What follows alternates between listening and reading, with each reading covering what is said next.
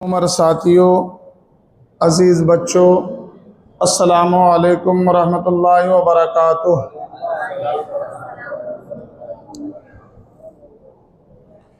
अल्हम्दुलिल्लाहि रब्बिल आलमीन, अस्सलातु वस्सलामु अला रसूलिहिल करीम, अम्मा बाद, फ़ौज़ु बिल्लाहि मिनश शैतानिर रजीम, बिस्मिल्लाहिर रहमानिर रहीम। सानिय स्नैन इज़ हुमा फ़िल गार इज़ यक़ूलु लिसाहिबिही ला तहज़न इन्नल्लाह मअना। सदक़ल्लाहुल अज़ीम। आइए हम और आप मिलकर आक़ाए कायनात मुस्तफ़ा जान रहमत शमे बज़्म हिदायत नौ शह बज़्म जन्नत जनाब अहमद मुज्तबा मोहम्मद मुस्तफ़ा सल्लल्लाहु ताला अलैहि वसल्लम की मुक़द्दस बारगाह में हदिया दुरूद व सलाम पेश करें। दुरूद पाक पढ़ें। अल्लाहुम्मा सल्लि अला सय्यदना मौलाना मुहम्मदिन बारिक वसल्लिम सलातुम व सलामन अलैका या रसूलल्लाह सल्लल्लाहु ताला अलैहि वसल्लम। एक मरतबा नबी और आले नबी पर और पढ़ लें। अल्लाह रब्बु मुहम्मदिन सल्लल्लाहु अलैहि वसल्लम नहनु इबादु मुहम्मदिन सल्लल्लाहु अलैहि वसल्लम सल्लल्लाहु ताला अलैहि वसल्लम। अल्लाह तबारक व तआला का लाख लाख शुक्र और एहसान है कि उसने ज़िंदगी बख्शी, उसने शऊर बख्शा, अक्ल सलीम अता फरमाया और उसने ज़बान दी तो ये भी तौफ़ीक़ दिया कि अल्लाह उसके रसूल का ज़िक्र करें, उसके महबूबीन का ज़िक्र करें। अल्लाह ने कान अता फरमाए तो साथ में ये भी तौफ़ीक़ दी कि हम अच्छी बातें, अच्छे कलाम, अल्लाह उसके रसूल का ज़िक्र नातो मनक़बत सुने। अल्लाह ने अगर पैर दिए तो ये भी तौफ़ीक़ दी कि हम चलकर अल्लाह के घर तक आ सकें। अल्लाह ने अगर आँखें दी है तो ये भी तौफ़ीक़ बख्शा कि हम अपने आँखों से कुरान पाक की तिलावत करें, उलमा किराम की ज़ियारत करें, अल्लाह के मुक़द्दस घरों की ज़ियारत करें। यह उसका शुक्र और यह एहसान है। उसने निअमतें दी हैं तो इस पे इतराना नहीं चाहिए, बल्कि उसका शुक्र अदा करना चाहिए, क्योंकि उसकी शान बहुत अलग है। उसकी शान बहुत अलग है। एक कहावत कहते हैं, जब राजा अपने किसी गुलाम से खुश होता है ना, तो हीरे जवाहरात से माल माल कर देता है। हीरे जवाहरात से गले का हार उतारा जो करोड़ों का होता है दे देता है, और अगर वो नाराज़ हो जाए ना तो गर्दन उतार देता है।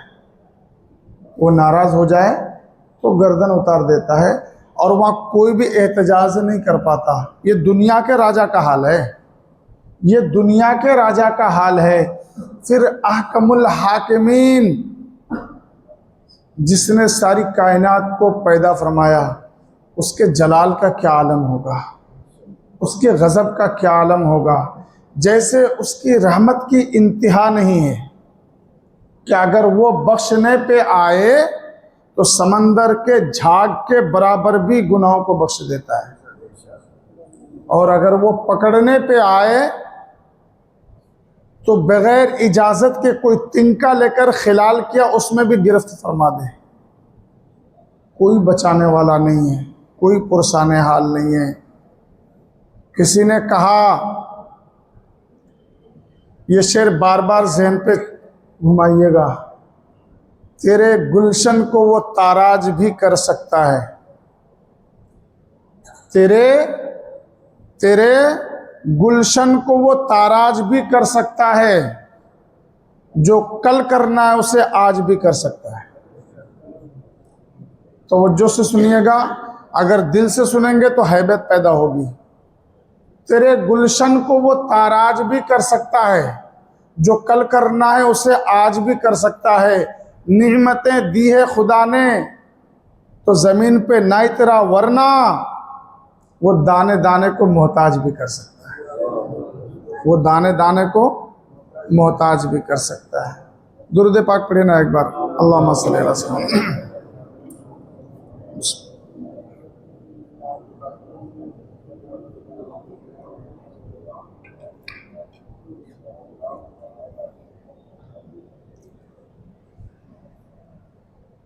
काबू में रखना सीख ले अपनी ज़बान को, काबू में रखना सीख ले अपनी ज़बान को कि आ जाए ना जलाल कहीं आसमान को। अभी आगे चलकर आपके चेहरे पे मुस्कुराहट आनी चाहिए और आएगी इंशाल्लाह। काबू में रखना सीख ले अपनी ज़बान को कि आ जाए ना जलाल कहीं आसमान को। 1400 साल हो गए तारीख पढ़ के देख, कोई घटा सकाना मोहम्मद की शान को। कोई घटा सकाना मोहम्मद की शान को सल्लल्लाहु अलैहि वसल्लम। कल जो हमारी बात चली वो बात जहन में रखिए, उसको एक रस्मी प्रोग्राम, रस्मी तकरीर समझ करके आपने जो सुना हो गया ठीक है चलो फिर आगे देखते हैं। नहीं, हमने ऐसी तकरीर नहीं की। ज़माने से करबला सुनते आ रहे हैं, एक ज़माने से बचपन से तकरीरें सुनते आ रहे हैं, करबला सुनते आए, मगर आज तक करबला का मकसद समझ नहीं आया। आज तक करबला का मैसेज नहीं समझा। आज तक हमने पैगाम हुसैन नहीं समझा। अली असगर के प्यास की कीमत नहीं जानी, अब्बास के जवानी की कीमत नहीं जानी। हमने करबला का मकसद ही नहीं समझा कि आदमी किसी को थोड़ा सा कांटा अगर लग जाए तो बेचैन हो जाता है। फिर सोचो तो सही, जब मालूम है कि तलवारें चल रही है, तीर चल रहे, नेज़े चल रहे, दुश्मन हथियारों से इस्तकबाल के लिए तैयार है, फिर भी आदमी जा रहा है। क्यों जा रहा है? कौन सा नशा है? कौन सा मकसद है? जो तकलीफ बर्दाश्त है, खून बहाना बर्दाश्त है, चोट खाना बर्दाश्त है, प्यासा रहना बर्दाश्त है, भूखा रहना बर्दाश्त है, मगर उस मकसद से नजर फेरना बर्दाश्त नहीं है। खुद की तकलीफ तो खुद की तकलीफ। आप में से जितने भी साहिब औलाद हैं, आप इस चीज को समझ सकते हैं कि अगर रास्ते में चलते फिरते आपके पैर में ठोकर लग जाए, कोई गिट्टी पत्थर आपके पैर में लग जाए, थोड़ा सा छिल जाए, आप बर्दाश्त कर लेते, कुछ नहीं, चलो ठीक है, होता है।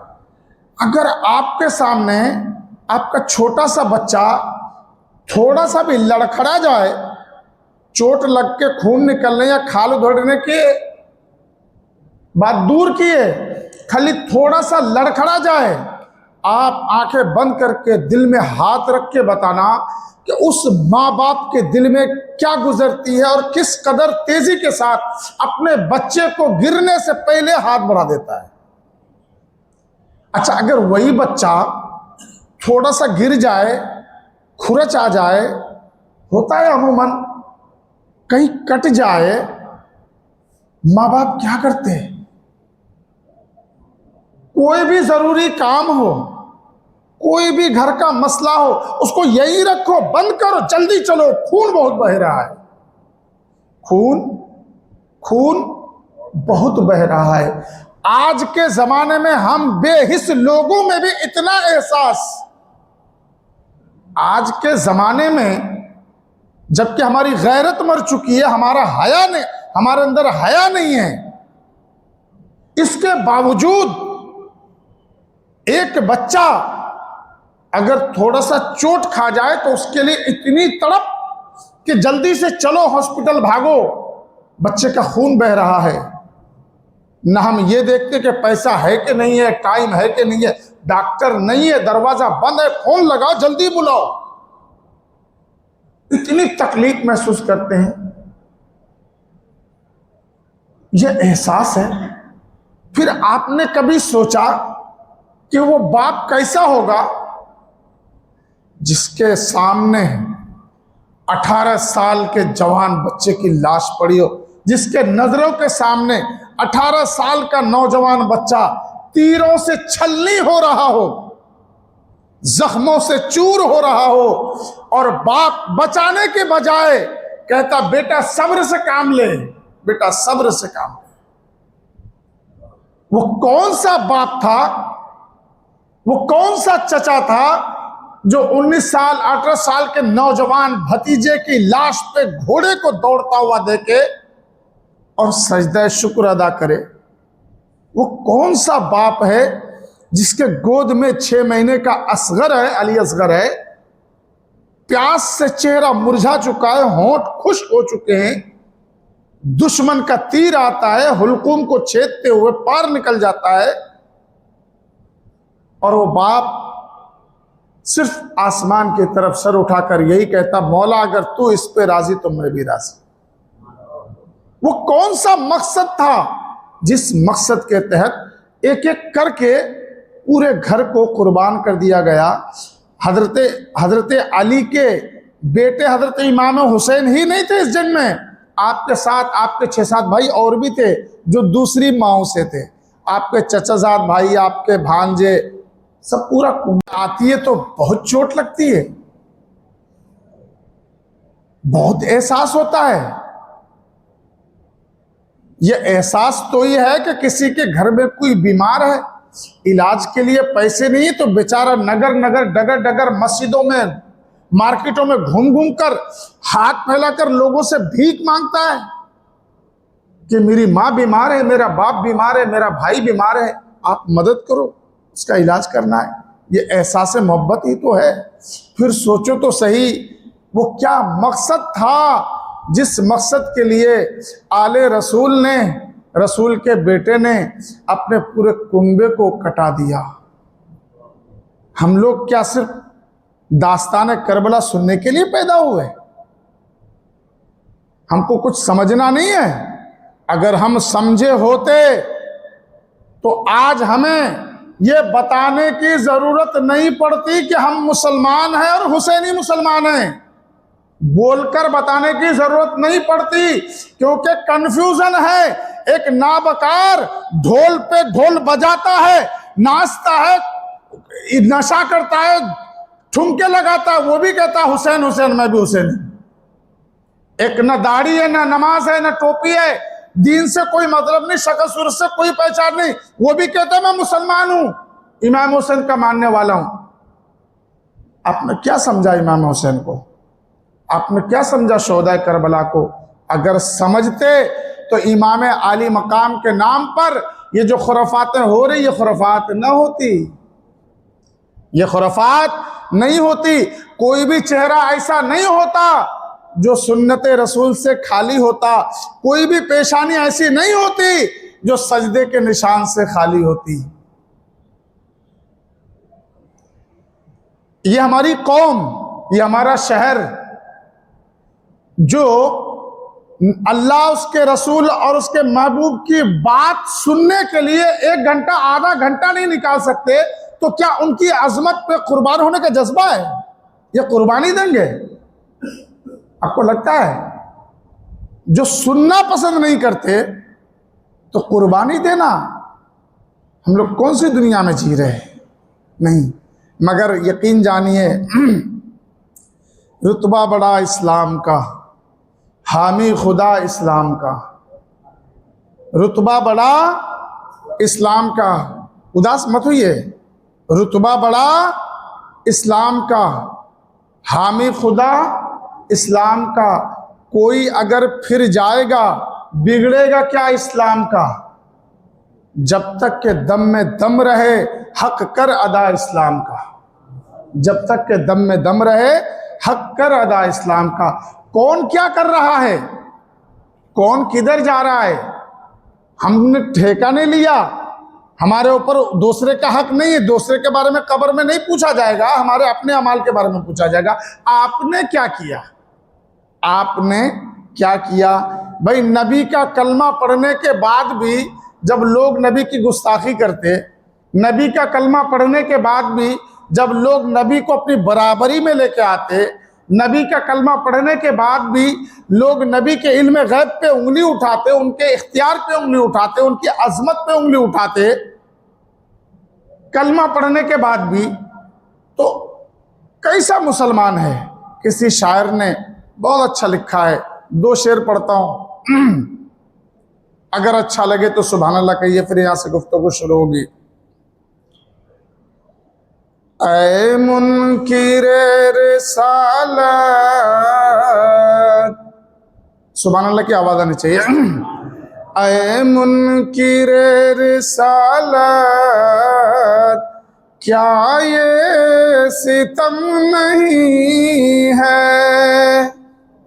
ऐ मुनकिरे रिसालत, क्या ये सितम नहीं है? किस पे मेरे नबी का लुत्फो करम नहीं है? ऐ मुनकिरे रिसालत, क्या ये सितम नहीं है? और आखिरी शेर, एहसास मर गया है ऐ मुनकिरो तुम्हारा, एहसास मर गया है ऐ मुनकिरो तुम्हारा। सही बात ये है ना, एहसास मर गया ना, एहसास ही नहीं है जो नबी को अपने जैसा कहते हैं। किसी ने कहा जब हुस्न उनका जब इनायत पे उतर आता है, हुस्न उनका जब इनायत पे उतर आता है तो चांद दहलीज़े रिसालत पे उतर आता है। हुस्न उनका जब इनायत पे उतर आता है तो चांद दहलीज़े रिसालत पे उतर आता है। इसीलिए आका ने अबू जहल कहा था उनसे कि हारता है तो जिहालत पे उतर आता है, हारता है तो जिहालत पे उतर आता है, हारता है तो जिहालत पे उतर आता है। हम अगर 2 दिन नहीं नहाए तो हमारा पास कोई बैठना पसंद नहीं करेगा, इतनी बदबू आएगी हमारे जिस्म से। और आकाए कायनात जिधर से गुजरे तो गलियां महक जाएं, कूचे महक जाएं, फिर भी बराबरी में ले आता है, क्योंकि एहसास मर गया। एहसास मर गया है ऐ नजदियो तुम्हारा, एहसास मर गया है ऐ नजदियो तुम्हारा। खाते हो उनकी नीमत और आँख नम नहीं है ऐ मुनकिरे रिसालत, क्या ये सितम नहीं है? कहिए सल्लल्लाहु अलैहि वसल्लम। अजीज़ान मिल्लत इस्लामिया, तो अपने आप को पहचान, अपना नाम पैदा कर, ज़माने भर में जिसकी हो कदर वो दाम पैदा कर। आप अपने आप को पहचानिए कि आप अल्लाह का भी नाम ले और शैतान की इत्तबा करें। ऐसा नहीं हो सकता कि एक ही साथ में इधर भी हाथ मिलाया इधर भी हाथ मिलाया। अरे ये तो फिर मुनाफिकीन का तरीका है ना, ये मुनाफिकीन का तरीका। कुरान पाक के पहले पारे में कि मुनाफिक क्या कहते, मुनाफिक वाला रविश है। ये रविश क्या है? मुनाफिकत है, मुनाफिक वाला अंदाज और तरीका है। आप अपने आप को पहचानिए, आप कौन सी सफ के पीछे हैं, हुसैनी सफ के पीछे के यजीदी सफ के पीछे? आप अपने आप को पहचानिए। और दूसरी चीज, अगर जर्रा बराबर भी गैरत बाकी है तो अल्लाह वालों के नाम पर खुराफात मत कीजिए, अल्लाह वालों के नाम पर हराम काम मत कीजिए, अल्लाह वालों के नाम पर शरअ के खिलाफ कोई काम मत कीजिए। आप इमाम हुसैन से मोहब्बत करते और इमाम हुसैन के नाम पर इतनी खुराफातें हो रही जगह जगह पर, सोशल मीडिया का दौर है, आप देख रहे हैं। क्या यही इसी काम के लिए इमाम हुसैन ने अपने बच्चों को कुर्बान किया था? इसीलिए कि यही करना। अगर इस काम के लिए नहीं किया तो फिर तुम क्यों कर रहे मेरे भाई? अगर इस काम के लिए नहीं किया था इमाम अली मकाम ने कुर्बानी, इस काम के लिए अगर नहीं दी थी तो फिर हम क्यों कर रहे हैं? और अगर जो कर रहा है उसे समझाइए, अगर वो नहीं समझता फिर वो आपके दस्तरखान पर क्यों या आप उनके घर पर क्यों? बात यहां है। अरे वो करता करने दो, हम नहीं करते। नहीं, तुम्हारे दोगला पॉलिसी है तुम्हारी, तुम एक नहीं हो। एक तरफ नहीं हो, एक रास्ते में नहीं हो। अगर वाकई में आपके दिल में इमाम आली मकाम की मोहब्बत है, अहले बैत की मोहब्बत है, शोहदा करबला की मोहब्बत है, तो वो करो जो उन्होंने किया, उस चीज से बचो जिससे वो बचे। अगर कोई आपकी बात नहीं मानता, दीन की बात नहीं मानता, आपका काम समझाओ। अगर नहीं समझता फिर उसकी दस्तरखान पे लानत भेज दो, उसकी दोस्ती पे लानत भेज दो, उससे मेलजोल पे लानत भेज दो, तब तो हुसैनी। वरना बिरयानी बना के बुला लिया, जाके हलक तक घुस लिया, फिर भी कहते हम हुसैनी, फिर भी कहते हम हुसैनी, फिर भी कहते हम पक्के मुसलमान। हो ही नहीं सकता। ये दिखावे का मुसलमान, ये मतलब परस्त मुसलमान, जो मसलहत का नाम देकर अपना मतलब निकालता है। मगर यकीन जानिए, ये मतलब परस्ती, ये मसलहत परस्ती, ये मफाद परस्ती ज्यादा दिनों तक नहीं चलती। आदमी रुसवा हो जाता है, पर्दा फट जाता, भेद खुल जाते हैं और सब जान जाता है कि क्या है। वो लोग जो यजीद की आल से हैं, जिन्होंने नबी की शान में अपनी अपनी किताबों में गुस्ताखी की। आज भी मैं एक वीडियो देख रहा था, एकदम बिल्कुल हुब्बे जुब्बे में, बहुत सारी वीडियो है, मैं अगर दिखाना चाहूं तो दिखा सकता हूं आपको माइक में आवाज लगा करके। हुब्बे जुब्बे में एकदम बिल्कुल सऊदी वाला रुमाल है, चेहरा बुजुर्गों वाला, एकदम बिल्कुल सुलझे हुए अंदाज में तकरीर कर रहे। क्या यहां से ज्यादा पब्लिक बैठी उनके सामने कि बेवजह लोगों ने यजीद को बदनाम कर दिया है। अरे यजीद बहुत नेक आदमी था। जोहर के बाद मैंने मस्जिद में देखा था वीडियो के लिए। यजीद को बदनाम कर दिया। यजीद मुत्तबे सुन्नत था, यानी कि नबी की सुन्नत का पाबंद था। कोई भी अगर आता साहबी रसूल तो यजीद उनसे नबी की सुन्नतें पूछता। इतना बड़ा नेक था, मगर किसी के पीछे इतना नहीं पड़ना चाहिए कि उसको बदनाम कर दिया। ये उसकी नाजायज औलाद हिमायत कर रही है। तो इसके पीछे कोई एक सरफिरा पागल नहीं है। कहीं आप ऐसा समझो कि हाँ होगा, किसी का दिमाग फिर गया इसके लिए ऐसा बोला, नहीं। पूरी मेजोरिटी है, पूरी मेजोरिटी है, पूरी प्लानिंग है कि कहाँ कौन सी बात करनी है। समझ में आई? तो पूरी उनकी नाजायज औलाद है। नबी की शान में गुस्ताखियां, बुजुर्गों की शान में गुस्ताखियां। अब इमाम आली मकाम को बागी करार देने में लगे हुए हैं, यजीद को हक पर साबित करने में लगे हुए हैं। मैंने कहा जुमला कि अल्लाह वालों के नाम पर खुराफात ना करें, अल्लाह वालों के नाम पर खुराफात हरगिज़ ना करें। खुराफात हराम काम तो गुनाह है ही, मगर किसी अल्लाह वाले के नाम पर करके उस अल्लाह वाले की ज़ात को मजरू करना, उनकी अजमत पे धब्बे लगाना, उनको बदनाम करना और बड़ा गुनाह है और बड़ा जुर्म है। अल्लाह के जितने मुकद्दस बंदे सब जिंदा हैं, मगर इस्माइल देलवी ने तक़वीतुल ईमान में एक जुमला लिखा कि जितने भी ये सब मरकर मिट्टी में मिल गए, यहाँ तक कि हमारे आका कायनात की बारगाह में मरकर मिट्टी में मिल गए। और बहुत सारे ये तकरीरों में बोलते, आज के ज़माने में बोलते कि मर गए माज़अल्लाह, और जो मर गए वो किसी को नफा नुकसान नहीं पहुँचा सकते, किसी का कुछ नहीं कर सकते। इसमें बहुत सारी बातें बयान नहीं करूँगा। इसमें एक जुमला आज पढ़ा मैंने, एक वाक़या। आपने फातिह आज़म हज़रत सलाहुद्दीन अय्यूबी का नाम सुना है? कितने लोगों ने सुना है? सुना है ना? ये 11वीं या 12वीं सदी ईस्वी में आपका दौर गुजरा है। पहली मर्तबा बैतुल मुक़द्दस फतेह हज़रत फारूक आज़म के ज़माने में हुआ है।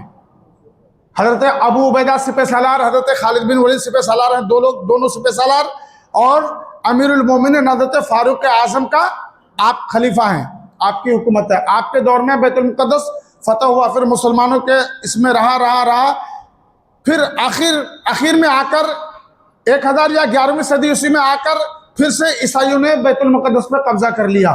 तो थोड़े दिन, लगभग 60-65 साल के बाद अल्लाह ताला ने एक मर्द मुजाहिद को पैदा किया जिसको सलाहुद्दीन अय्यूबी कहा जाता है, जिन्होंने पूरी दुनिया को हिलाकर, ईसाइयत की दुनिया को हिलाकर रख दिया। और अपनों से, दुश्मनों से लड़ते हुए, अपने वो लोग थे जो उनके टुकड़ों पे पलते थे, कहने को मुसलमान थे, मुस्लिम हुक्मरान थे, मगर जासूसी और काम उनका करते थे, क्योंकि उनके पास दौलत बहुत थी। वो दौलत में उन्होंने मुस्लिम नवाबों को, मुस्लिम हुक्मरानों को खरीदा हुआ था। तो जब सलाउद्दीन अय्यूबी फतेह बैतुल मुक़द्दस के लिए निकलते तो रास्ते भर में ये लोग सामने आते थे, इनसे मुकाबला करना पड़ता था। तो सलाउद्दीन अय्यूबी वो हैं जिन्होंने दोबारा बैतुल मुक़द्दस को बहुत ज्यादा, पूरी किताब आती दास्तान ईमान फरोशों की 5 हिस्सों में सलाउद्दीन अय्यूबी के हालात के बारे में। अगर किसी को शौक है पढ़ना चाहे तो मैं उनको पढ़वा सकता हूँ, शौक पैदा कीजिए पढ़ने का। तो सलाउद्दीन अय्यूबी वो हैं जिन्होंने दोबारा बैतुल मुक़द्दस फतेह किया। तो सलाउद्दीन अय्यूबी के बादशाह बनने से पहले मिस्र का जो बादशाह था वो भी अल्लाह का एक बहुत ही नेक और बरगुज़ीदा बंदा था, जिसका नाम नूरुद्दीन ज़ंगी रहमतुल्लाह अलैह, नूरुद्दीन ज़ंगी रहमतुल्लाह अलैह। पहले ये बादशाह थे। सलाउद्दीन अय्यूबी इनके फौज के जर्नल थे। जब इनका इंतकाल हुआ उसके बाद सलाउद्दीन अय्यूबी बादशाह बने। नूरुद्दीन ज़ंगी के ज़माने में बादशाह तो थे ही, उसके साथ साथ आदिल, इंसाफ पसंद, परहेजगार, नेक, ये खूबियाँ थी। रात को सोते, नमाज वगैरह, मैं जब बोल दिया कि नमाजी परहेजगार थे तो अब ये कि एक एक नमाज, एक एक वजीफ़ा बताना ज़रूरी नहीं समझता। रात को जब आप ज़ुरिया से फारिग होकर सोए तो एक रात क्या ख्वाब देखते हैं कि आकाए कायनात, गौर से सुनना, आप इस वाक़े की चाहे तस्दीक कर लो, आकाए कायनात सरकार दो आलम सल्लल्लाहु ताला अलैहि वसल्लम ने नूरुद्दीन ज़ंगी पर करम फरमाया। कहीं सुभान अल्लाह। नूरुद्दीन ज़ंगी जो कि एक आशिक रसूल है, नूरुद्दीन के ख्वाब में आकाए कायनात सरकार दो आलम सल्लल्लाहु ताला अलैहि वसल्लम तशरीफ लाए और 2 केरी आंखों वाले, उसको और भी कुछ बोलते हैं हम लोग अपनी बोली में, जो आंखों का कलर अलग होता है, 2 चेहरे दिखाए और कहा नूरुद्दीन इनसे हिफाजत करो, इनसे हमारी हिफाजत करो। यहां सुनकर आपको यह भी लगेगा कि अल्लाह के रसूल ने उससे क्यों कहा, आप तो खुद भी कर सकते, मगर मकसद तो कुछ और ही होता है ना। किसी को मेराज कराना मकसद होता है, किसी का मर्तबा बुलंद करना मकसद होता है, किसी की तमन्ना पूरी करनी मकसद होती है। अब नूरुद्दीन ज़ंगी ने जब ये ख्वाब देखा फौरन उठे, उठकर वजू किया, नमाज पढ़ी, फिर सो गए। फिर जो ही आंख लगी फिर से यही ख्वाब, फिर उठ गए।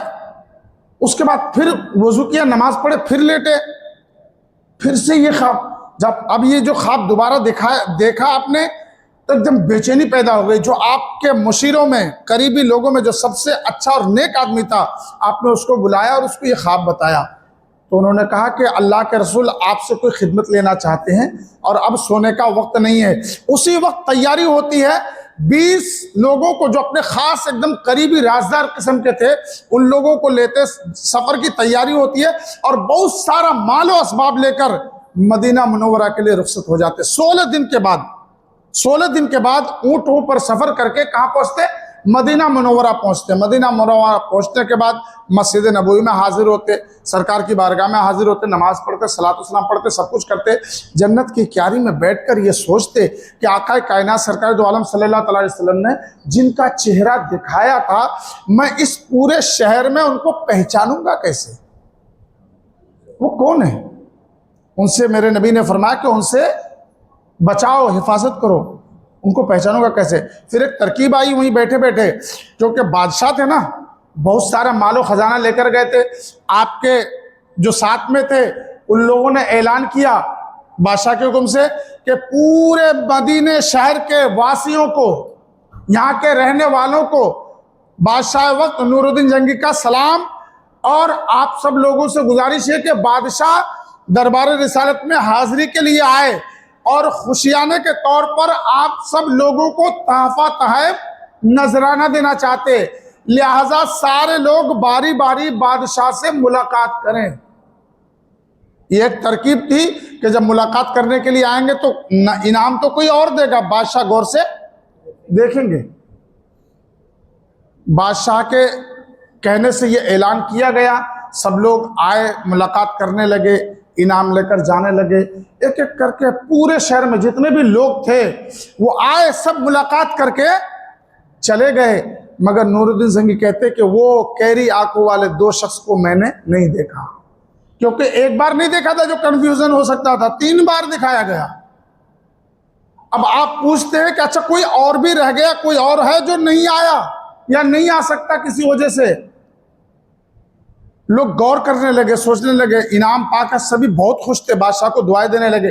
सोचने लगे, सोचते सोचते सोचते सोचते किसी ने कहा कि हाँ, हमारे इलाके में दो शख्स हैं जो बहुत बुजुर्ग हैं, हज पे आए थे, हज के बाद जियारत रसूल के लिए मदीना मुनव्वरा आए और आने के बाद उनको यहाँ की फिजा, और मशरिकी बुजुर्ग हैं, मगरिबी पश्चिमी बुजुर्ग हैं, जैसे यूरोपियन बुजुर्ग उधर के हैं, उनको यहाँ की फिजा बहुत अच्छी लगी, तो वो हमारे पड़ोस में ही एक मकान में रह रहे और बहुत नेक हैं। उन्होंने कहत साली के जमाने में मदीने वालों को बहुत कुछ दिया, बहुत मदद की, वो किसी से कुछ लेते नहीं है, किसी भी साइल को बगैर कुछ दिए जाने नहीं देते, इतने बड़े सखी और इतने बड़े नेक हैं। नूरुद्दीन जंगी ने कहा कि उनको भी बुलाया जाए, उनको भी बुलाया जाए। बादशाह का हुक्म था, फौरन कासिद गया। वो तो एकदम बिल्कुल आ नहीं रहे थे, पूरा बुजुर्ग बने हुए थे, पूरे वली कामिल बनकर रह रहे थे, दो ही लोग थे। उनको कहा गया, वो आए। आने के बाद नूरुद्दीन जंगी ने जो पहली नजर डाली, बस बोले यही दोनों हैं। मगर उनकी जाहिरी बातों को सुनकर ताज्जुब हो रहा था कि इतने नेक हैं, एकदम नमाज पढ़ते, रोजाना जन्नतुल बकी जाते, सरकार की बारगाह में हाजिरी देते, सारी नमाजें जमात से पढ़ते, लोगों को सदका खैरात करते, फिर ये ऐसा कैसे? मगर ये भी तो यकीन था, आकाए कायनात ने 3 बार दिखाया है। नूरुद्दीन जंगी ने पूछा कि बताओ तुम लोग कौन हो, तुम्हारी असलियत क्या है? उन्होंने बस वही कहानी सुनाई कि हम लोग हज के लिए, हज के बाद यहाँ दरबार रिसालत में हाजिरी के लिए आए, हमको यहाँ अच्छा लगा तो हमने यहाँ क़याम कर लिया, हम यहाँ रहते हैं। बार बार पूछने के बाद भी उन्होंने एक ही जवाब दिया। अब नूरुद्दीन जंगी ने कहा कि चलो तुम कहाँ रहते हो, मुझे वहाँ देखना है। आप कुछ लोगों को साथ लेकर, कुछ गौर से सुनना, कुछ लोगों को साथ लेकर उसके कमरे में गए जहाँ वो लोग रहते थे। जाकर देखा घर में कुछ भी नहीं, किताबें हैं, कोई ऐसी चीज नहीं मिली जिससे कि शक यकीन में बदले, कुछ भी नजर नहीं आ रहा था, कुछ भी नहीं था, किताबें ही थी, एकदम सादगी का मुजस्समा बना हुआ था। नूरुद्दीन जंगी की निगाह बेचैन है कि लोग यही है मगर अलामत कुछ भी नहीं नजर आ रही, चेहरा वही, आंखें वही हैं। चलते चलते चलते चलते क्या देखा कि नीचे अंदर की तरफ एक फर्श है, वहां मुसल्ला बिछा हुआ है। आपने मुसल्ला सरकाया, मुसल्ला जब हटाया तो क्या देखा कि नीचे एक जैसे क्या बोलते हैं, मार्बल पत्थर जैसा नहीं, पत्थर बड़ा सा सिल्ला रखा हुआ है। उसको जो देखा ऐसे ठोकर मारी तो उससे आवाज ऐसी आ रही जैसे कि नीचे खाली है, नीचे खाली है। आपने हुक्म दिया इसको हटा, फटाक से जो हटाएगा तो दिखा सुरंग है, सुरंग है इसके अंदर। अरे बाप रे, फौरन उतर के देखा तो सुरंग किधर को जा रहा है? रोज़ा रसूल की तरफ। अल्लाह अकबर, वो सुरंग किधर जा रहा है? सरकार के रोजे की तरफ। अब जब नूरुद्दीन जंगी ने देखा, रोने लगे कि मेरे आका ने जो मुझे दिखाया यही वजह है। अब आपने सख्ती के साथ पूछा कि अब बता तुम कौन हो, किस मकसद से ये सुरंग खोद रहे हो? उन्होंने कहा हमको हमारे बादशाहों ने पहले हमारी तरबियत कराई, हम ईसाई हैं, हमारी तरबियत कराई गई, हमारे दीन की बातें सिखाई गई, मजहब इस्लाम की तौर तरीके, आयतें, सूरतें सब कुछ सिखा करके, पूरा रहन सहन सिखा करके हमें बहुत सा माल दिया कि जहां जरूरत पड़े खर्च करना। काम क्या? काम ये कि तुम जैसे भी हो सुरंग के जरिए से मुहम्मदुर रसूलुल्लाह कहिए सल्लल्लाहु ताला अलैहि वसल्लम के जिस्म मुबारक को वहां से निकाल कर लेकर।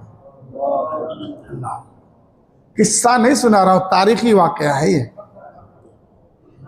सरकार के जिस्म को, सरकार मैं बोल रहा हूं, उन्होंने ऐसा नहीं बोला होगा, सरकार के जिस्म को वहां से सुरंग के जरिए से निकाल लाओ। तो अब ये लोग क्या कर रहे हैं? 1 दिन 2 दिन 1 हफ्ते का कोई टारगेट नहीं दिया था कि जब तक चाहो करो सुकून और इत्मीनान के साथ, कि किसी को कानो कान खबर नहीं होनी चाहिए। तो ये लोग दिन भर नमाज पढ़ते, सदका खैरात करते, रात को सुरंग खोदते, मिट्टी जो निकलती है उसको थैले में भरते, सुबह फजर के बाद जन्नतुल बकी में डाल के आते और लोग ये समझते कि रोजाना कब्रिस्तान जियारत के लिए जा रहे हैं। और सुरंग काफी करीब पहुंच चुका था सरकार के रोजे के। नूरुद्दीन जंगी ने फौरन उन दोनों को कत्ल कराया और फौरन सरकार के रोजे के चारों तरफ गहरा गड्ढा खोदा गया और इतना गहरा खोदा गया कि पानी निकल आया।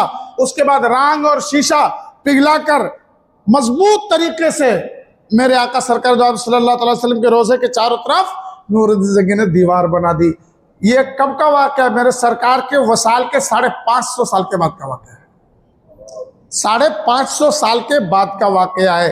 मुझे एक बात बताइए, अगर मरकर मिट्टी में मिल गए होते तो ये वाक़यात नहीं होते। इसका मतलब यह है कि जो नबी के बारे में ऐसी बकवास करते, ऐसा गुमान करते, वो मुर्दा है। उनका दिल मुर्दा, जमीर मुर्दा, वो खुद मुर्दा लाश है। वो उसकी बकवास सही नहीं है। हमारे आका जिंदा थे, जिंदा है, जिंदा इंशाअल्लाह। अजीज़ान मिल्लत इस्लामिया, आका कायनात सरकार दो आलम सल्लल्लाहु अलैहि वसल्लम के जो फ़ज़ाइल मैंने मुख्तसर बयान किए और इस फ़ज़ाइल में मैंने अपनी अकायद पे गुफ्तगू की है, अपने अकीदे पे गुफ्तगू की, अल्लाह ताला के ताल्लुक़ से अकीदे पे गुफ्तगू की कि अल्लाह के बारे में कैसा यकीन और भरोसा रखना है, सरकार दो आलम सल्लल्लाहु अलैहि वसल्लम से कैसी मोहब्बत करनी है। आपको मालूम है, शुरू के दिनों में, शायद ये दूसरी महफिल में, मैंने एक जुमला कहा था कि अल्लाह ताला ने कुरान पाक में जगह जगह पर अपने गुनाहगार बंदों को तौबा की तलकीन फरमाया है। याद आया आप लोगों को?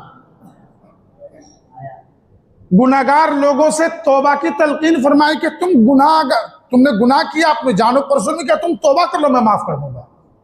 अल्लाह ने आम गुनाहगार बंदों से यह फरमाया कि तुम तौबा करो, मैं तुम्हारे गुनाहों को माफ फरमा लूंगा, मैं तुम्हें बख्श दूंगा।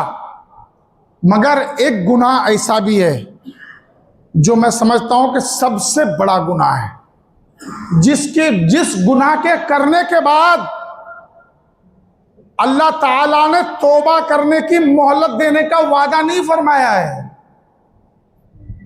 एकदम ठहर कर सुनिए मेरा जुमला। एक ऐसा गुनाह है कि जिस गुनाह के करने के बाद अल्लाह ताला ने यह वादा नहीं फरमाया कि तुमको मोहलत दूंगा, तुम तौबा कर लेना, बल्कि डायरेक्ट अल्लाह तबारक व ताला ने धमकी दी है। क्या? कि अगर तुमने ये जुर्म किया तो तुम्हारे सारे आमाल बर्बाद कर दिए जाएंगे, तुम्हें खबर ही नहीं होगी।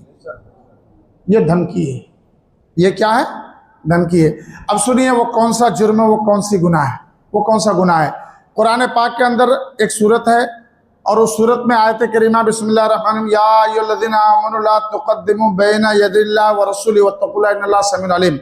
आगे आयत करीमा, या अय्युहल्लज़ीना आमनू ला तरफ़ऊ अस्वातकुम फ़ौक़ सौतिन नबी वला तजहरू लो बिल क़ौलि कजहरि बादिकुम लिबादिन अन तहबत अमालुकुम व अंतुम ला तशऊरून। ये आयत करीमा है। अल्लाह इरशाद फरमाता है कि अल्लाह उसके रसूल से आगे न बढ़ो। या अय्युहल्लज़ीना आमनू ला तुक़द्दिमू बैना यदिल्लाहि व रसूलिही। अल्लाह ने सिर्फ ये नहीं फरमाया कि अल्लाह के हद से आगे मत बढ़ो या अल्लाह से आगे मत बढ़ो, नहीं, अल्लाह ने अपने नाम के साथ अपने महबूब का जिक्र फरमाया, अल्लाह उसके रसूल से आगे मत बढ़ो। और जब मेरे महबूब की बारगाह में, उनकी मजलिस में पहुंचना नसीब हो, पहुंचो, बैठो, तो अपनी आवाज को हमेशा पस्त रखो, अपनी आवाज को हमेशा नीची रखो। अच्छा, ये अदब अल्लाह अपने महबूब के दर का सिखा रहा है। अल्लाह पाक ने अपने महबूब के दर का, अपने महबूब का अदब सिखाया अपने बंदों को कि अल्लाह उसके रसूल से आगे मत बढ़ो।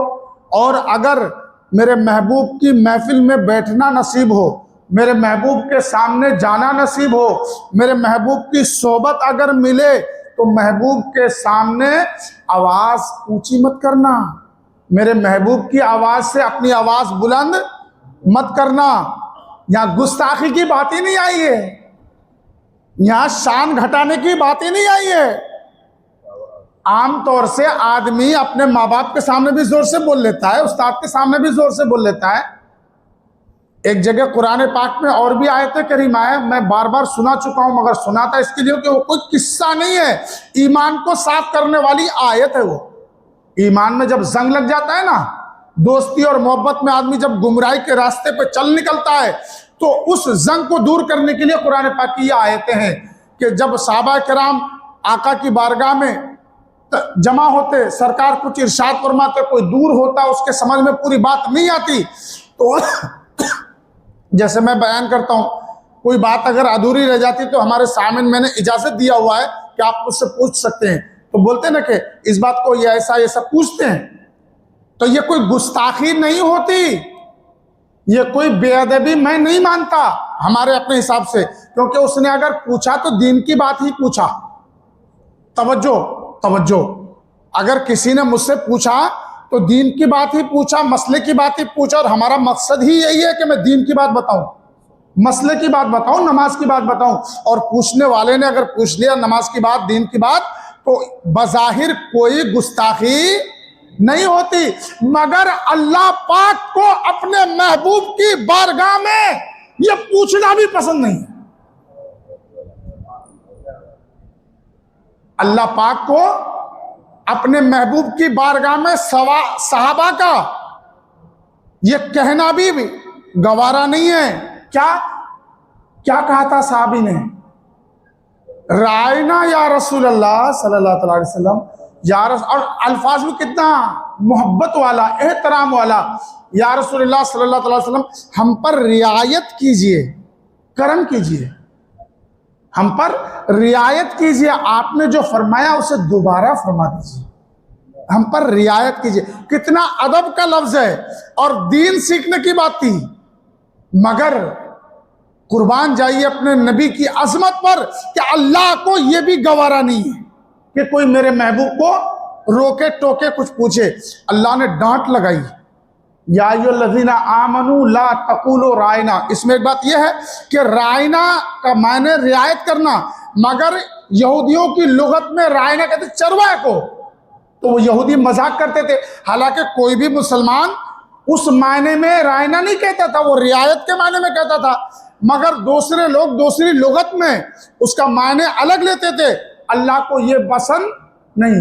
अल्लाह ताला ने फौरन क्या फरमाया? या अय्युहल्लज़ीना आमनू ला तक़ूलू राइना, या अय्युहल्लज़ीना आमनू ला तक़ूलू राइना वक़ूलू उन्ज़ुरना वस्मऊ वलिल काफ़िरीन अज़ाबुन अलीम।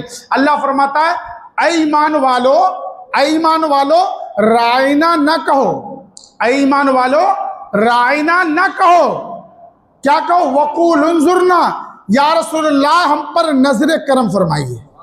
लफ्ज बदल दिया। क्या किया? लफ्ज बदल दिया। जिस लफ्ज के अंदर नबी की गुस्ताखी का शायबा था, अल्लाह वहदहू ला शरीक ने अपने महबूब के लिए उस लफ्ज का इस्तेमाल मना फरमा दिया। इससे ज्यादा नबी की अजमत का मुहाफिज कौन? इससे ज्यादा अदब बताने वाला कौन? अल्लाह ने फरमाया ला राइना न कहो, वक़ूल उन्जुर ना कहो, उन्जुर ना कहो। तभी तो हम कहते या रसूल अल्लाह उन्जुर हालना, या हबीब अल्लाह इस्मा कालना, इन्ननी फी बरहम मुगरकुन खुज़ यदी सहिल लना इश्कालना। अल्लाह ने फरमाया वक़ूल उन्जुर ना कहो, और आगे डांट लगाई अल्लाह ने किसको? ईमान वालों को। वस्मऊ, अल्लाह ने क्या फरमाया? उन्जुर ना कहो और वस्मऊ, एक ही बार में गौर से सुनो, बार बार मेरे महबूब को तकलीफ मत दो, एक ही बार में सुनो। महबूब को बार बार रोक टोक मत करो। वलिल काफिरीन अज़ाबुन अलीम, और इनकार करने वाले काफिरों के लिए दर्दनाक अजाब है, दर्दनाक अजाब है। ये महबूब के दरबार का अदब खालिक महबूब ने बताया, अल्लाह वहदहू ला शरीक ने बताया। अब आइए उसी सूरत पर कि अल्लाह ने क्या फरमाया? महबूब की बारगाह में जब हो तो अपनी आवाज को ऊंची ना करो। और एक जगह आयत करीमा है, महबूब को ऐसे ना पुकारो जैसे तुम एक दूसरे को पुकारते हो, महबूब को ऐसे आवाज मत दो जैसे तुम एक दूसरे को बुलाते हो। तो फिर ये बेगैरत किस तरह लिख दिया कि वो हमारे बड़े भाई की तरह है। अल्लाह ने तो आवाज ऊंची करने के लिए मना फरमाया, अल्लाह ने तो ये फरमाया कि तुम ऐसे करके ना पुकारो जैसे एक दूसरे को बुलाते हो। जब हम ऐसे बुला ही नहीं सकते तो वो हमारी तरह हुए कैसे, वो हमारे बड़े भाई बने कैसे? कौन सा रिश्ता है, कैसा बड़ा भाई बना दिया?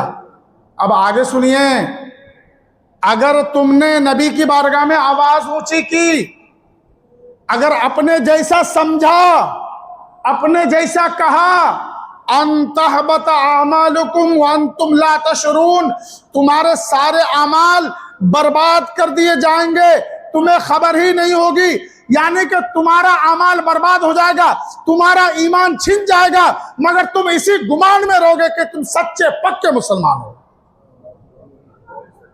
यह खतरनाक धमकी है, यह इससे बढ़कर और कोई खतरनाक धमकी नहीं है। जगह जगह पे अल्लाह ने फरमाया कि तुम तौबा करो मैं तुझे बख्श दूंगा, मगर इस जुर्म करने वाले को अल्लाह ने मुआफी का अहद नहीं लिया, अल्लाह ने माफ करने का वादा नहीं फरमाया, बल्कि उसे यह फरमाया कि अगर तुमने ये जुर्म किया तो यकीन जानो तुम पूरी जिंदगी यही सोचते रहोगे कि तुमने सही किया, तुम नेक हो, परहेजगार हो, हाजी हो, गाजी हो, नमाजी हो। असल में तुम्हारे पास कुछ भी नहीं बचेगा, तुम्हारे पास कुछ भी नहीं होगा। तो सबसे बड़ा जुर्म, सबसे बड़ा गुनाह नबी की गुस्ताखी है। और दूसरी चीज,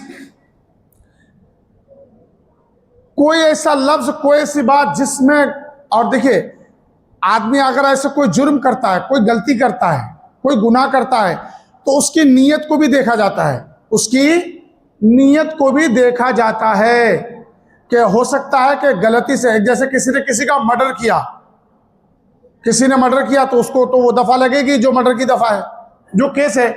और अगर गलती से किसी के हाथ से मर्डर हो जाए तो उसकी सजा कम होती है, उसकी सजा, भाई मैं कुछ फेंक रहा था, मेरा किसी को कोई मारने का इरादा नहीं था, गलती से अगर कोई आदमी आ जाए और उसको चोट लग जाए और उसकी मौत हो जाए तो ये मर्डर तो हुआ, मगर वो सजा कि सोच समझ करके किसी का कत्ल करना अलग होता है और गैर इरादतन तरीके से किसी की जान जाना वो अलग होता है, समझ में? तो अगर आदमी कोई जुर्म करता है, कोई गुनाह करता है, तो उसके इरादे को देखा जाता है, उसकी नीयत को देखा जाता है। अगर किसी ने कोई अल्लाह की नाफरमानी, कोई जुर्म, कोई गुनाह, चाहे आदमी हो या औरत हो, लड़का हो या लड़की हो, अगर ऐसे किया कि वो ये जानता है ये गलत है, ये गुनाह है, मैं फिर भी करूंगा, कुछ नहीं होता, समझ में? इसकी दफा अलग है, इसकी सजा अलग है। और एक आदमी वो है कि जो जानता है कि ये गलत है मगर फिर भी वो कर रहा है, वो मानता है कि ये गलत कर रहा हूं मगर फिर भी वो आदतन मजबूर होकर वो गुनाह कर रहा है, इसकी सजा अलग है। अब एक आदमी ऐसा है कि वो जानता ही नहीं है कि ये गलत है, वो जानता ही नहीं है कि ये गलत है। या मिसाल दे करके बताऊं, बहुत सारे लोग हैं दलाली पैसा, दलाली समझते हैं? आज के जमाने में दलाली को दलाली नहीं कहा जाता, ये भी ध्यान रखिए। आज के जमाने में दलाली को दलाली नहीं कहा जाता, दलाली को किताबी बोली में रिश्वत कहते हैं। यानी किसी को उसका हक पहुंचाने के लिए कुछ उजरत तय करके लेना, उजरत तय करके लेना, इसको रिश्वत बोलते हैं, इसी को दलाली बोलते हैं। अच्छा, कोई सरकारी ऑफिसर जहां बैठा वो अपने आपके काम के लिए बैठा है, इसके बावजूद आप जाते हैं तो टेबल के नीचे से पैसे देते, उसी को तो रिश्वत कहते ना। और अगर कोई पकड़ा जाए अधिकारी तो उसकी नौकरी चली जाती है। ये दुनिया में भी जुर्म है। जो बात दुनियावी कानून में भी जुर्म है तो फिर सोचो वो अल्लाह के यहाँ क्यों नहीं जुर्म है। तो रिश्वत, दलाली नाजायज है, मगर बहुत सारे लोग उससे गलत समझते हैं, नहीं करते। बहुत सारे लोग जानते हैं कि गलत है, रिश्वत हराम है, फिर भी करते। और बहुत कुछ लोग ऐसे को कहते हैं नहीं सही है, कोई रिश्वत नहीं, कोई हराम नहीं है, हम मेहनत करते हैं, हम चक्कर लगाते, हम जाते आते। भाई सूरतें हैं, इसकी भी सूरतें हैं, तरीके हैं, आप कभी पूछिए मैं बताऊंगा। तो ऐसे ही एक आदमी गुनाह करता है मगर उसे मालूम है यह गुनाह है, अनजाने में उसने किया उसे नहीं मालूम, उसने अनजाने में किया उसे मालूम नहीं, तो उम्मीद कवी है कि अल्लाह उसे तौबा की मोहलत देगा, उसे तौफीक मिलेगी। और अगर एक आदमी ऐसा है कि जानता है गुनाह है मगर फिर भी कर रहा है, वो ये समझता है कि चलो तौबा कर लेंगे, ये अल्लाह मौका दे देगा, तो ये अल्लाह की रहमत पे मुनसिर, अल्लाह अगर चाहे तो उसे मौका दे तौबा करने की या फिर गुनाह में उठा ले।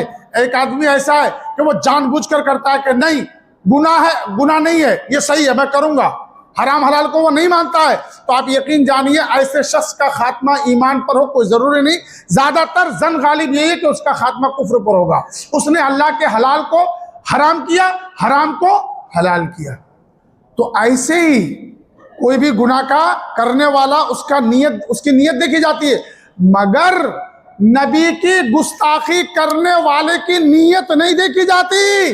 बताना मकसद ये है, अगर किसी ने नबी की गुस्ताखी की तो उसकी नीयत नहीं देखी जाएगी कि उसने जानबूझकर किया कि किसी के कहने पर किया कि वो अनजाने में किया, नहीं, सीधा हुक्म शरी है उसके ऊपर सीधा हुक्म शरअ है। तो देखिए, मुझे यकीन है कि हमारे सामने जितने लोग बैठे हैं, हम में से कोई भी शख्स नबी की शान में गुस्ताखी की सोच भी नहीं सकता।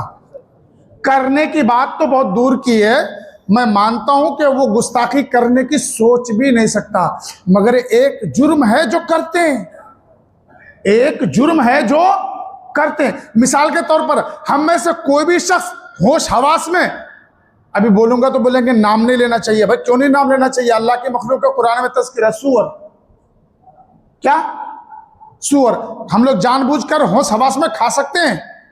कोई खा सकता है? बेशक अल्लाह ने हराम किया, हम नहीं खा सकते, यहां तक तो एकदम बहुत बेहतरीन बात है, मगर क्या कोई सूअर खाने वाला हमारी थाली में खा सकता है?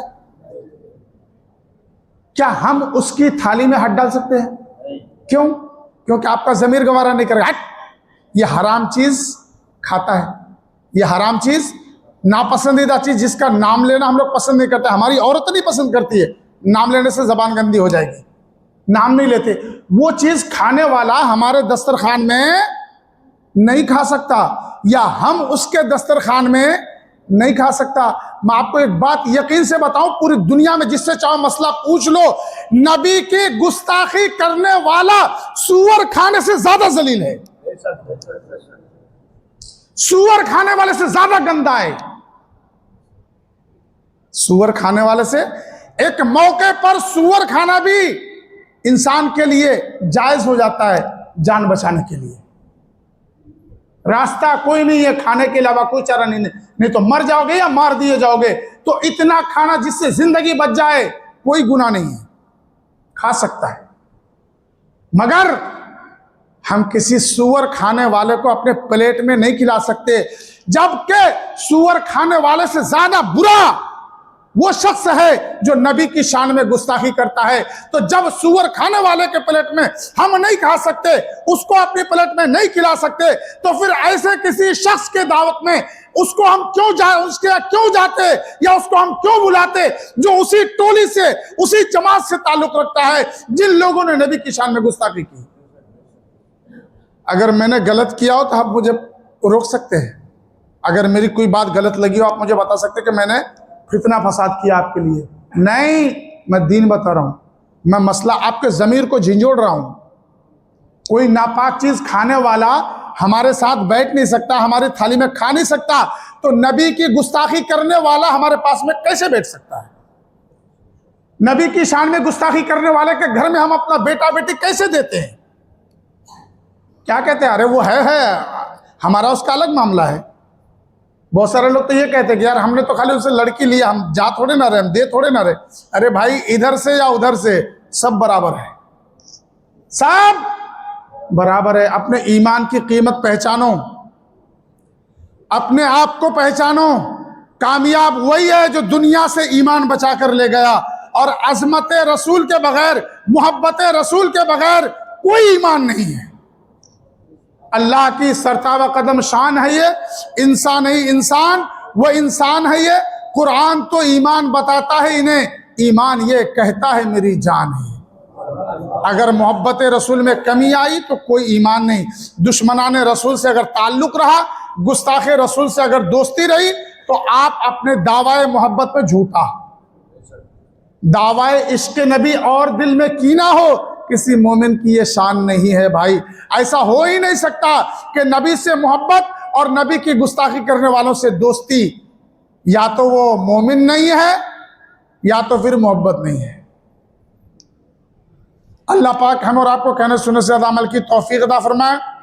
ईमान और अकीदे की मजबूती के साथ नमाज की पाबंदी सबसे पहले, माँ बाप की फरमाबरदारी दूसरे नंबर पर, माँ बाप की इताअत दूसरे नंबर पर। आप रात रात भर तकरीरें सुनते, पीर साहब को कंधे पे लेके घूमते, आलिम साहब की खिदमत में रहते, बहुत सदका व खैरात करते, अगर आपने माँ बाप का दिल दुखाया, सब किए किराए पे पानी है, कोई नेकी काम नहीं आएगी। और माँ और बाप दोनों, ऐसा नहीं है कि आपने सिर्फ बाप को माना माँ को छोड़ दिया, या माँ को माना बाप को छोड़ दिया, नहीं। अल्लाह के रसूल ने फरमाया जन्नत माँ के कदमों तले है और बाप जन्नत का दरवाजा है। भाई अगर जन्नत में जाना है तो दरवाजे से गुजरना होगा, जन्नत में जाना है तो दरवाजे से गुजरना होगा। इसलिए हमारी आपकी जिंदगी में माँ और बाप दोनों की अजमत, दोनों की खिदमत, दोनों की फरमाबरदारी, दोनों की इताअत अल्लाह की इबादत के बाद सबसे पहले नंबर पर है। हमारे हुस्न सलूक का सबसे पहले हकदार बंदों में हमारे माँ बाप हैं, हमारे माँ बाप हैं। अगर हमारे माँ बाप हमसे खुश नहीं है ना, तो रात रात भर की तकरीरें, 100 हज उम्रे और बाकी दुनिया भर की नेकियां किसी काम की नहीं है, किसी काम की नहीं है। होश में बोल रहा हूं, आप भी होश में सुनिए, आप भी होश में सुनिए। अगर आपको लगता है कि आपके दूर जाने से आपके वालिदैन को तकलीफ होगी, आपकी गैर मौजूदगी में उनकी खिदमत नहीं हो पाएगी, उनकी जरूरत पूरी नहीं हो पाएगी, आपके लिए हुक्म है कि आप उन्हें छोड़कर कहीं मत जाओ। अगर हज फर्ज है, कैसे भी करके एक बार कर लिया, माँ बाप की खिदमत में रहो। वहां जाओगे तो एक बार हज होगा, वहां जाओगे तो एक बार हज होगा। अरे मेरे भाई वहां कितने घूम के आ जाओ, जन्नत की चौखट नहीं मिलेगी, वो माँ है, माँ बाप हैं। अरे इनके कदम चूमा, आपको वो लज्जत मिलेगी, वो मोहब्बत मिलेगी, वो सवाब मिलेगा जिसका आप तस्वुर नहीं कर सकते। तो माँ बाप की अजमत, माँ बाप की मोहब्बत, माँ बाप की खिदमत, ईमान और अकीदे के बाद नमाज की पाबंदी और माँ बाप की खिदमत, ये 3 बात याद रखिए। इंशाअल्लाह फिर कल से हमारी महफिल, सारे लोगों से गुजारिश है कि दोस्त अहबाब के साथ शिरकत करें।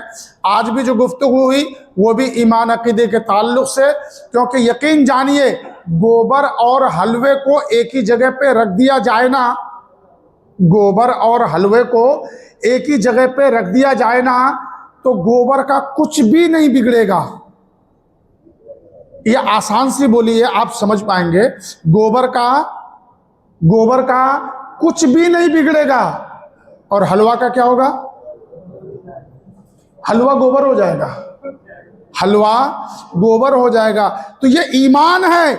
अगर गुस्ताखे रसूल से ताल्लुक रहा, गुस्ताखे रसूल से मेलजोल रहा, गुस्ताखे रसूल से उठना बैठना रहा, या ये कह लें हुसैनियों का यजीदियों से तालमेल रहा, तो आप हुसैनी नहीं रहेंगे, यजीदी बन जाएंगे, आपका ईमान चला जाएगा। अल्लाह पाक हमें और आपको कहने सुनने से अमल की तौफीक अता फरमाए। सारे भाइयों से गुजारिश है कि दोस्त अहबाब के साथ शिरकत करें। आज का जो लंगर है हमारे यहाँ यमजे शेख मुश्ताक भाई साहब उनके तरफ से है थोड़ा, और थोड़ा आसिफ पठान साहब की तरफ से है। कल के लिए अभी तक कोई खबर नहीं। आप में से कोई साहब अगर कल की तैयारी कर रहे हैं तो आप मुझे बता सकते हैं। कल क्या है? इतवार है, सोमवार, इतवार सोमवार कल। चलिए कल का भी बंदोबस्त हो गया। हमारे यहाँ दरगाह में खिदमत में जो औरतें हैं उनके तरफ से कल का रहेगा। परसों सोमवार का खाली है। मंगल के दिन नैनो के ग्रुप से, नैनो वाले भाई हमारे गुलजार भाई, ये लोग उनके साथ में सब लोग क्या बोलते हैं, मंगल के दिन नैनो वालों की तरफ से है, इतवार के दिन यहाँ दरगाह की खुदाम की तरफ से, सोमवार को खाली है। आप में से कोई साहब अगर इसमें दिलचस्पी लेना चाहते हैं, इमाम आली मकाम के जाकिरीन के लिए, सामीन के लिए लंगर और न्याज का एहतमाम करना चाहते हैं तो कर सकते हैं। अल्लाह ताला आप सबके जायज़ कारोबार में, रोजगार में पंजतन पाक के सदके बरकत अता फरमाए। सलातो सलाम पढ़िए।